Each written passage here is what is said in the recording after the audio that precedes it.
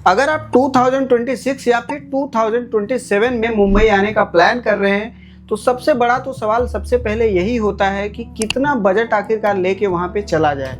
तो इस वीडियो में मैं आपको पूरा बजट का जो है ब्रेक डाउन देने वाला हूं कि आपको 10,000 लेके आना चाहिए, 20,000 लेके आना चाहिए, 30,000 लेके आना चाहिए। तो आपको हर तरीके से मैं बताने वाला हूं कि बिल्कुल अगर आपके पास बिल्कुल भी पैसे नहीं हैं तो किस तरह से कम पैसे में सर्वाइव किया जा सकता है, और अगर थोड़े ज़्यादा अच्छे तरीके से रहना चाहे, मतलब एक कंफर्टेबल तरीके से, तो उसके लिए कितना पैसा होना चाहिए, और भी एकदम लग्जरी तरीके से रहना चाहते हैं तो उसके लिए भी आपको पूरा बजट का ब्रेक डाउन देने वाला हूं।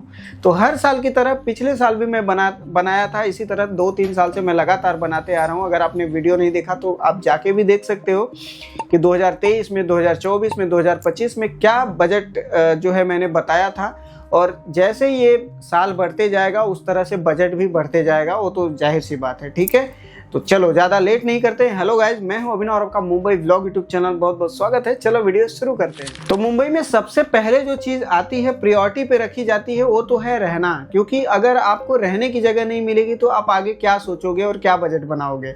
तो रहने की अगर हम बात करें तो बहुत सारे ऐसे तरीके हैं। सबसे पहले तरीके और ईजी तरीके पे जाते हैं, जो कि मैं हमेशा बताते आता हूँ कि भाई पीजी एक अच्छा ऑप्शन होता है, जहाँ पे आप ही की तरह लोग स्ट्रगल करने आए होते हैं और वहाँ पे आप इजीली रह सकते हो। अब बात करते हैं पीजी में कैसे क्या सिस्टम रहता है। तो यूजुअली 1 BHK 2 BHK फ्लैट्स होते हैं, उसमें 2 लोग 3 लोग एक रूम में ऐसा इस तरह से रहते हैं, और पर पर्सन वाइज रेंट वहाँ पे होता है। बेसिक वहाँ पे फैसिलिटी होती है, जैसे लाइट बिल आपको नहीं भरना पड़ता, वहाँ पे सिलेंडर स्टोव वगैरह मिल जाते हैं, वहाँ पे आपको वॉशरूम टॉयलेट का जो है अटैच रहता है, किचन वगैरह सारी चीज़ें अंदर रहती है, मैट्रेस पिलो। मतलब आप घर से अगर आप अपने कपड़े लेके आए हो तो आप इजीली रह सकते हो, अलग से घर से लेके आने की कोई ज़रूरत नहीं है। बहुत सारे लोग मेरे से पूछते हैं कि क्या गर्मी पड़ रही है तो ये लेके आएँ, ठंडी पड़ रही है तो ये लेके आएँ। तो ऐसा नहीं है, आप आओगे इजीली, यहाँ पे मौसम बहुत नॉर्मल रहता है। तो ठीक है, तो ऐसा है कि अगर आप पीजी में पर पर्सन वाइज अगर रेंट मैं आपको बताऊं तो वो भी डिपेंड करता है लोकेशन वाइज। अगर आप वसई, विरार, नाला सुपारा में रहते हो तो आपका जो रेंट आता है कुछ 3,000, 3,500, 4,000 के आसपास में आपको एक पीजी पर पर्सन वाइज रेंट पे मिल जाता है। आप अगर इधर आना चाहते हो तो आप मुझे कॉल कर सकते हो, जैसा कि मैंने हमेशा बताता हूँ, हर वीडियो में बताता हूँ कि हमारे पास पीजी भी अवेलेबल रहता है। लेकिन अगर इसके आगे आप रहना चाहते हो, आपको ज़्यादा ट्रेवल नहीं करना लोकल ट्रेन से, तो आप रह सकते हो मीरा रोड के आगे, मीरा रोड, दहीसर, बोरीवली। अगर और अच्छा बजट है अंधेरी साइड में रह सकते हो, और अच्छा बजट है बांद्रा, दादर, जैसा आप रहना चाहो। ठीक है, तो उधर का क्या बजट ऑलमोस्ट 10,000 प्लस हो जाता है पर पर्सन का। तो वो आपको समझ के चलना पड़ेगा कि पीजी में रहना चाहते हो तो 10,000 प्लस आपका बजट पर पर्सन होना चाहिए, अगर मीरा रोड के आगे रहने का प्लान कर रहे हो तो। अब बहुत से लोग ये भी मेरे से पूछते हैं कि मुंबई में रूम का किराया कितना है। तो देखो, यहाँ पे रूम ऐसा नहीं होता है, वहाँ पे फ्लैट होता है, 1 BHK 2 BHK 3 BHK। ठीक है, तो मिनिमम अगर 1 BHK फ्लैट की अगर मैं आपको बात बताऊं, क्योंकि बहुत से लोग सिंगल बोलते हैं कि मुझे सिंगल रहना है, तो सिंगल का किराया क्या होता है अभी के टाइम पे जो चल रहा है, मिनिमम आपको 10,000, अगर वसई, विरार, नाला सुपारा की बात करूं तो 10,000 आपका रेंट चल रहा है। डिपॉजिट की बात करूं तो मिनिमम 40,000 to 50,000 आपको डिपॉजिट देना पड़ता है। वहीं आपको ब्रोकरेज भी जितना रेंट रहता है उतना देना पड़ता है, मतलब 10,000। तो ये वसई, नाला सुपारा, विरार की बात कर रहा हूँ। अगर इसके आगे अंधेरी साइड में रहना है तो फिर तो कोई लिमिट ही नहीं है, कम से कम 2-2.5 लाख रुपए आपको पास होने चाहिए, क्योंकि डिपॉजिट वहाँ पे 1-1.5 लाख रुपए डिपॉजिट दे दोगे, उसके बाद 30-40 हज़ार, 50 हज़ार रुपये रेंट ही दे दोगे, तो बात अलग हो गई। ठीक है, हम बात करते हैं थोड़ा कम बजट में। तो कम बजट है अगर आपका, तो सबसे पहले पीजी से स्टार्ट करो। अगर उससे अच्छा बजट है तो आप फ्लैट ले सकते हो, लेकिन वो भी आप स्ट्रगलर हो तो मैं आपको सजेस्ट नहीं करूंगा, बाकी आपकी मर्जी। अब रहने का अगर मामला सेट हो गया तो अब खाने की बात कर लेते हैं। खाने का क्या होता है सिस्टम, कि देखो 2 तरीके हैं यहाँ पे भी। अगर आप बाहर से खाना चाहो बाहर से खा सकते हो, लेकिन मैं आपको रिकमेंड करूंगा कि अगर आप स्टार्टिंग में स्ट्रगल करने आए हो, खास तौर से घूमने टहलने मौज मस्ती नहीं करने आए हो, तो आपको स्टार्टिंग में खुद से बनाना चाहिए।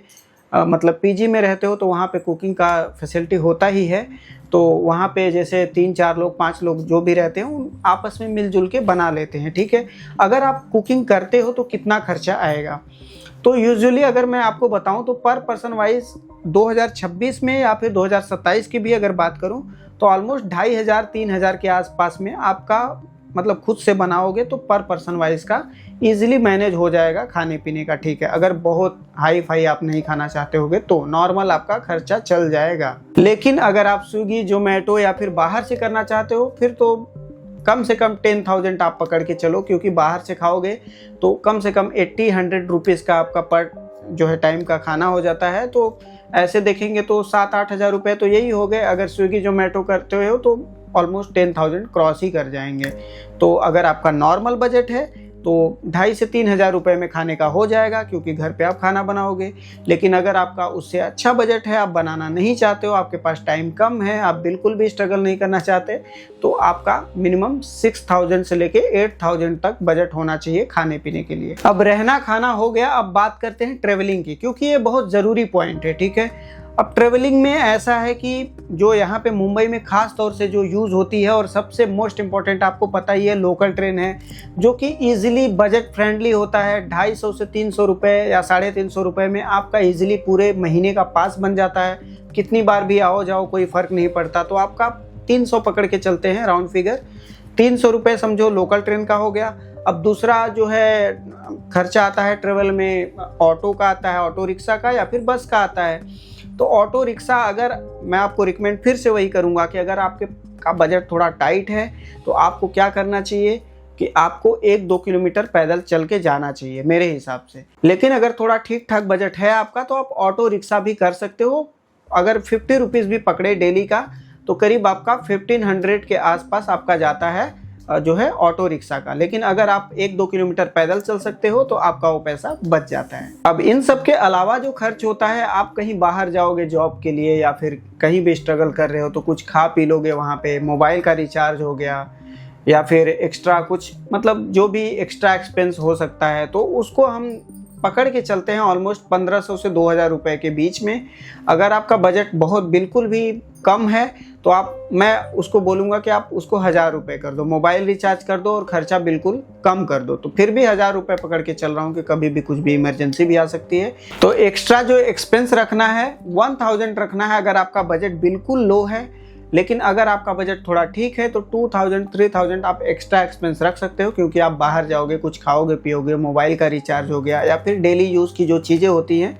तो 2,000 से 3,000 अगर आपका ठीक ठाक बजट है। अगर आपका बजट बिल्कुल लो है तो मोबाइल रिचार्ज कराने के बाद थोड़ा बहुत खर्च करो, बिल्कुल पैसा खर्च मत करो, क्योंकि आपके पास वैसे ही पैसा कम है। तो अब पूरा कैलकुलेशन कर लेते हैं। सबसे पहले जिनका बजट बिल्कुल कम है उसके लिए कैलकुलेशन करते हैं। देखो, सबसे पहले रहने का मैंने आपको बताया 3,000 से 4,000 रुपये, ठीक है।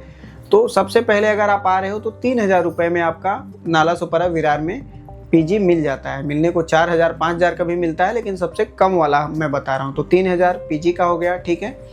उसके बाद खाने का हम लेते हैं। तो खाने का मैंने बताया 2,500 से 3,000, तो 2,500 हम पकड़ के चलते हैं खाने का। 3,000 ये प्लस इसमें ऐड हो गया है 2,500। उसके बाद बात आती है ट्रेवलिंग की। तो ट्रेवलिंग का मैंने बताया कि आप लोकल ट्रेन का पास बना सकते हो 300 रुपये में, तो वो तो देखो ज़रूरी है। तो 300 रुपये इसको पकड़ लेते हैं, प्लस ऑटो का देखो मैंने बताया कि अगर आपका बजट बिल्कुल कम है तो आपको 1-2 किलोमीटर पैदल चलना पड़ सकता है डेली वाइज, तो उतना आप मैनेज कर सकते हो। तो उसको हम हटा देते हैं क्योंकि आपका बजट वैसे ही बहुत लो है, ठीक है। तो 300 रुपये से ट्रेवलिंग का रखेंगे, वो भी लोकल ट्रेन का। उसके बाद आता है एक्स्ट्रा एक्सपेंस। एक्स्ट्रा एक्सपेंस में मैंने ऑलरेडी आपको बताया कि मोबाइल रिचार्ज का कुछ 300-400 रुपये हो गए।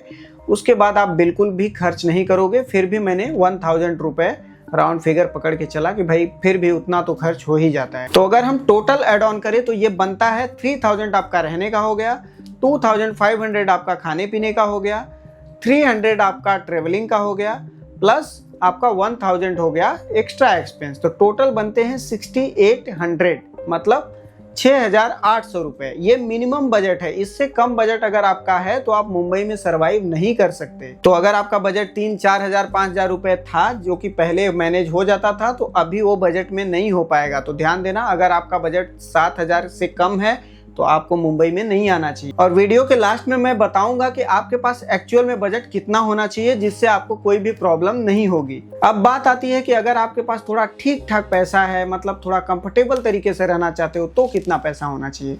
तो देखो, उसके लिए भी मैं ये मान के चलता हूँ कि अगर आपके पास 4 से 5 हज़ार रुपये पीजी का रख सकते हो, 5,000 पकड़ के चलते हैं। उसके बाद अगर आप खाने पीने का बोलूँ तो 6-7 हज़ार रुपये, 8,000 रुपये आपका खाने पीने का रख सकते हैं। उसके बाद आप ट्रैवलिंग का रख सकते हैं, कुछ 2,000 से 3,000 रुपये ट्रैवलिंग का रख सकते हैं। उसके बाद आप एक्स्ट्रा एक्सपेंस में भी 2-3 हज़ार रुपये रख सकते हैं और इमरजेंसी के लिए 1,000-2,000 रुपये रख सकते हैं। तो कुल मिला के टोटल अगर देखें तो आपके पास 14-15 हज़ार रुपये का बजट होना चाहिए अगर आप कंफर्टेबल तरीके से रहना चाहते हैं। और जैसा कि मैंने आपको बताया था कि मैं आपको बताऊंगा कि एक्चुअल में आपके पास बजट कितना होना चाहिए। अगर इससे कम आपके पास बजट है तो आपको बिल्कुल मुंबई में नहीं आना चाहिए। तो देखो गाइज, अगर आप मुंबई में आ रहे हैं तो ऐसा नहीं है कि 6-7 हज़ार रुपये में पूरे महीने का खर्च चल जाता है तो आपको 6-7 हज़ार रुपये लेके आप मुंबई में आ जाते हो। तो फिर वही होगा कि आप एक महीने में जैसे ही 10 दिन क्रॉस होगा आप सोचने लगोगे अरे यार अगले महीने का तो मेरे पास बजट ही नहीं है। और कोई जॉब भी पकड़ोगे तो आपको तुरंत तो इनकम आना चालू नहीं होगा, कुछ भी करोगे मतलब इतना जल्दी इनकम तो स्टार्ट होगा नहीं, ठीक है। तो आपको इसीलिए 2 महीने का एटलीस्ट आपके पास बजट होना चाहिए। मैं पिछले साल भी जब वे वीडियो बनाया था ये चीज़ मैं बताया था। तो अगर एक महीने का मिनिमम बजट एकदम लोवेस्ट बजट 7,000 है तो आपके पास ऑलमोस्ट 14,000 होना चाहिए। मतलब अगर राउंड फिगर की अगर बात करूं तो 15,000 आपके पास एटलीस्ट होना चाहिए, तभी मुंबई में आने के बारे में सोचना चाहिए। अगर आपके पास समझो किसी तरह से जुगाड़ हो गया 4,000, 5,000, 8,000, 7,000 तो ऐसे मुंबई में नहीं आना चाहिए, क्योंकि आपका जो 7-8 हज़ार रुपये है आप किस तरह से उसको मैनेज किए हो वो तो आप ही जानते होगे, लेकिन वो आपका वेस्ट चला जाएगा भाई। इसके लिए आपको करना ये चाहिए कि कम से कम 2 महीने का बजट आपके पास हो जाता है तो आप इजीली आ सकते हो। अगर आपके पास उससे ज़्यादा बजट है तब तो बहुत अच्छी बात है, क्योंकि अगर यहाँ से टेंशन नहीं होगा, पैसा अगर आपके पास रहेगा तो एटलीस्ट यहाँ से टेंशन नहीं होगा। आप अगर एक दिन गए कि कोई जॉब में इंटरव्यू में फेल हुए तो ज़्यादा आप टेंशन नहीं लोगे, क्योंकि आपके जेब में पैसे पड़े हैं। तो आई होप कि इस वीडियो को देखने के बाद आपको बजट बनाने में एटलीस्ट कोई प्रॉब्लम नहीं आएगी। वीडियो अच्छी लगी तो वीडियो को लाइक कर देना, चैनल पे नए हो तो प्लीज़ चैनल को सब्सक्राइब करके बेल आइकन को प्रेस कर देना। मिलते हैं नेक्स्ट वीडियो में, तब तक के लिए बाय बाय, गुड डे।